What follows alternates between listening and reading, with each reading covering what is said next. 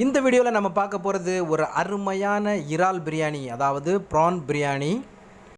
இந்த ப்ரான் பிரியாணி சிம்பிளாகவும் டேஸ்டியாகவும் எப்படி பண்ணலாம் அப்படிங்கிறத நம்ம இந்த வீடியோவில் பார்க்க போகிறோம். வழக்கம் போல் நம்ம இந்த வீடியோக்குள்ளே போகிறதுக்கு முன்னாடி என்னோட சேனலுக்கு புதுசாக வர்றவங்க என்னோட இந்த வீடியோக்கு கீழே உள்ள ரெட் கலர் பட்டனை கிளிக் பண்ணிக்கோங்க. அதோடு சேர்த்து பக்கத்தில் உள்ள பெல் பட்டனையும் கிளிக் பண்ணிக்கோங்க.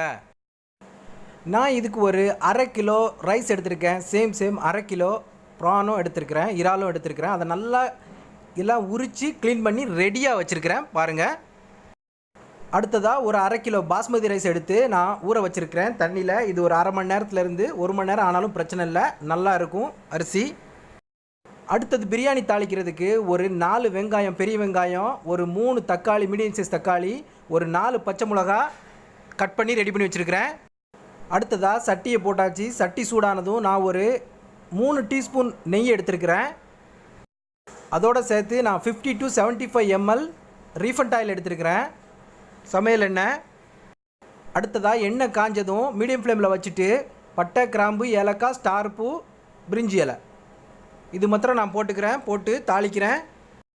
இதை மீடியம் ஃப்ளேம்லேயே வச்சு பண்ணணும். இது போட்டதும் உடனே நம்ம நறுக்கி வச்சுருக்கிற வெங்காயத்தை எல்லாத்தையும் போட்டுக்கலாம். அடுத்து நம்ம வெங்காயத்தை எல்லாம் போட்டதும் இந்த ஸ்டவ்வோட ஃப்ளேமை கொஞ்சமாக கூட்டி வச்சுக்கலாம். இந்த வெங்காயத்தை எல்லாம் போட்டதும் நல்லா வதக்கணும். இந்த வெங்காயத்தை இது வதங்கிக்கிட்டு இருக்கும்போதே நம்ம மிளகாய் சேர்த்துக்கலாம். நறுக்கி வச்சுருக்கிற அந்த 4 மிளகாயும் சேர்த்து போட்டு நல்லா வதக்கலாம். அடுத்து பார்த்திங்கன்னா இது நல்லா கொஞ்சம் வதங்கிறதுக்காக ஒரு 1/4 டீஸ்பூன் உப்பு சேர்த்துக்கலாம். உப்பு சேர்த்து நல்லா வதக்கலாம். இப்போ பாருங்கள், வெங்காயம் எந்த ஸ்டேஜுக்கு வதங்கியிருக்கு பாருங்கள். இந்த அளவுக்கு வதங்கினதுக்கு அப்புறம் தான் நம்ம இஞ்சி பூண்டு விழுது சேர்த்துக்கலாம். அடுத்து பாருங்கள், வெங்காயம் எந்த ஸ்டேஜுக்கு வந்ததும் நான் இஞ்சி பூண்டு விழுது சேர்த்துக்கிறேன். இஞ்சி பூண்டு விழுது ஒரு 4.5 டீஸ்பூன், அதாவது 4.5 டீஸ்பூன் சேர்த்துக்கிறேன். இந்த இஞ்சி பூண்டு விழுது இந்த வெங்காயம் தான் பிரியாணிக்கு டேஸ்ட்டே கொடுக்கும். ஸோ வெங்காயத்தை நல்லா வதக்கணும், இஞ்சி பூண்டு விழுதையும் நல்லா வதக்கிக்கிடணும். ஸோ இந்த இஞ்சி பூண்டு விழுதையும் கொஞ்சம் அந்த பச்சை வாசனை அடிக்காமல் நல்லா வதக்கிக்கிடணும்.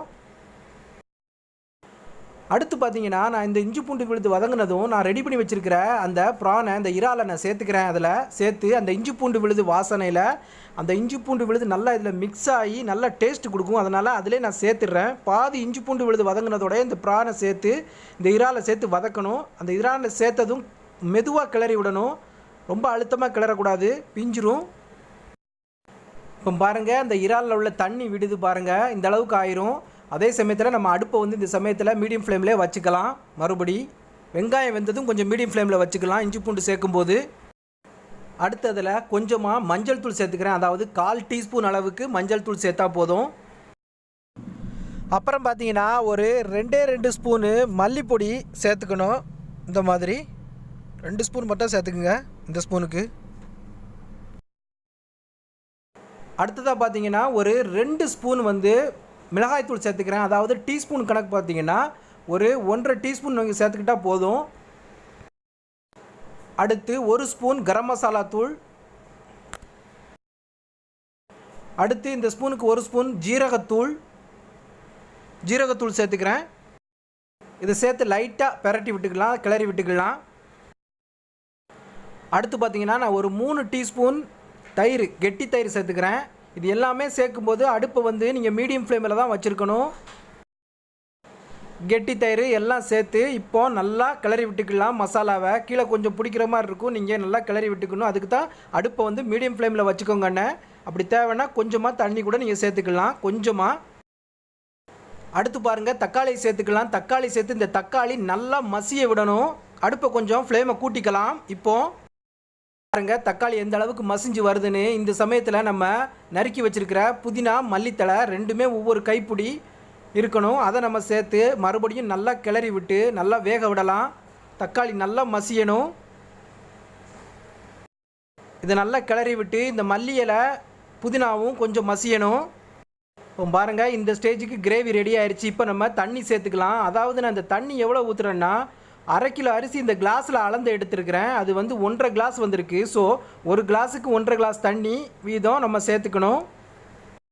ஸோ அப்படி பார்த்தா நான் 1.5 டம்ளர் அரிசிக்கு 2.25 டம்ளர் தண்ணி சேர்த்துக்கிறேன்.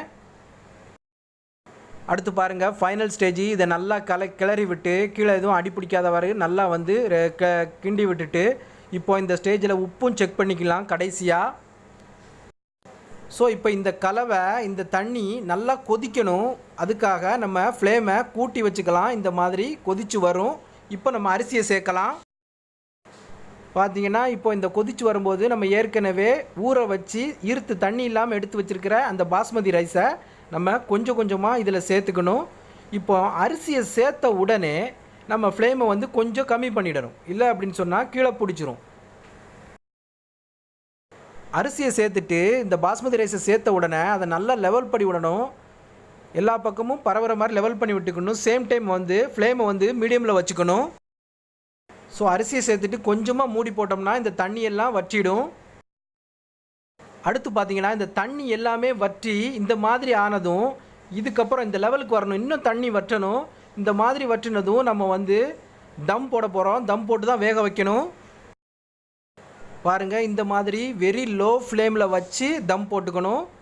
தம் போட்டு ஒரு 15லேருந்து 20 நிமிஷம் கழித்து நம்ம ஓப்பன் பண்ணி பார்க்குறோம். எப்படி இருக்குது பாருங்கள். அப்படியே அரிசி எல்லாமே பிரியாணி எல்லாம் ரெடி ஆயிடுச்சு. அப்படி வெந்துருச்சு. எப்படி நிற்கிது பாருங்கள் அரிசி தனித்தனியாக.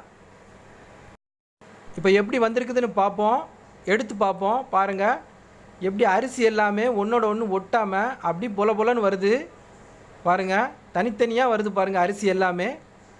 எந்த மாதிரி இருக்குது பாருங்கள். அவ்வளோதாங்க, அருமையான ஒரு ப்ரான் பிரியாணி, இறால் பிரியாணி ரெடி ஆயிடுச்சு. இதுபோல் நீங்களும் உங்கள் வீட்டில் செஞ்சு கொடுத்து செஞ்சு சாப்பிட்டு அசத்துங்க. நான் உங்களுக்கு சொல்லியிருக்கிறது ரொம்ப சிம்பிளான மெத்தடு. இந்த வீடியோ உங்களுக்கு பிடிச்சிருந்துச்சின்னா என்னோடய வீடியோவை லைக் பண்ணுங்கள், கமெண்ட் பண்ணுங்கள், உங்கள் ஃப்ரெண்ட்ஸ் எல்லாருக்கும் ஷேர் பண்ணுங்கள், மறக்காமல் சப்ஸ்கிரைப் பண்ணுங்கள்.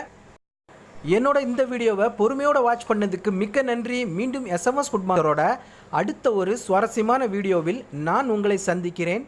நன்றி.